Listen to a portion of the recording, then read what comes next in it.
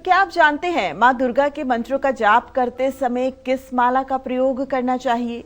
मंत्र साधना कैसे करनी चाहिए? मंत्र जप रहे हैं तो किन बातों का ध्यान रखना चाहिए? जो लोग पूरे नवरात्रि व्रत रखते हैं वो किन बातों का ध्यान रखें? आइए जानते हैं पंडित जी से। बताइए पंडित जी, मंत्र जप रहे हैं तो मंत्र ध्यान में होता है और सिर्फ माला का जप करते हैं, और क्या सोचना चाहिए? देखो, ऐसा है, शिव और शक्ति की उपासना के लिए रुद्राक्ष की माला का प्रयोग होना चाहिए।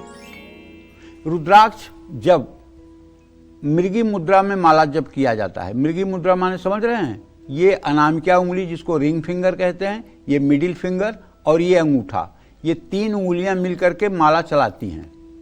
और रुद्राक्ष में इतनी मैग्नेटिक पावर होती है, इतनी चुंबकत्वीय शक्ति होती है कि इन उंगलियों के माध्यम से चुंबकत्वीय शक्ति के द्वारा आपकी हार्ट बीट कंट्रोल होती है।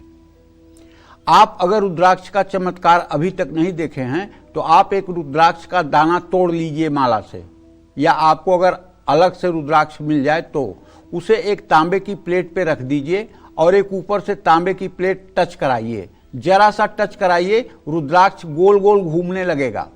असली रुद्राक्ष की पहचान यह है कि रुद्राक्ष गोल गोल घूमने लगेगा। दूसरी पहचान यह है कि एक गिलास शीशे की पानी से भर कर रख दीजिए, उसमें रुद्राक्ष डालिए तो टक से जाकर के नीचे बैठ जाएगा। अगर वो भद्राक्ष होगा तो नहीं बैठेगा, अगर रुद्राक्ष होगा तो बैठेगा। तो रुद्राक्ष की माला पर भगवती जगतजननी जगदम्बा की आराधना की जाती है। इसीलिए दुर्गा सप्तशती में क्या लिखा हुआ है? ओम माम माले महामाये चतुर्वर्ग स्वरूपिणी चतुर्वर्ग त्वयि न तस्मान में सिद्धिदा भव अविघ्नं कुरु माले त्वं गृहाण दक्षिणे करे जप काले च सिद्ध्यर्थ प्रसीदं मम सिद्धये ओम अक्षमालाधिपतये सिद्धिं देहि देहि सर्वमंत्रार्थ साधय साधय सर्व सिद्धिं परिकल्पय परिकल्पय में स्वाहा। ये मंत्र करके तब मंत्रों का जप किया जाता है। तो बाजार से सीधे माला खरीदकर कभी भी जप शुरू नहीं करना चाहिए।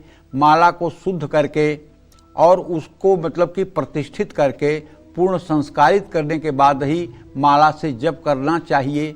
माँ दुर्गा की साधना करने वालों को हमेशा ऊनी आसन पर ही बैठना चाहिए। पूजा में लाल सूती धोती, लाल सूती साड़ी का प्रयोग करना चाहिए।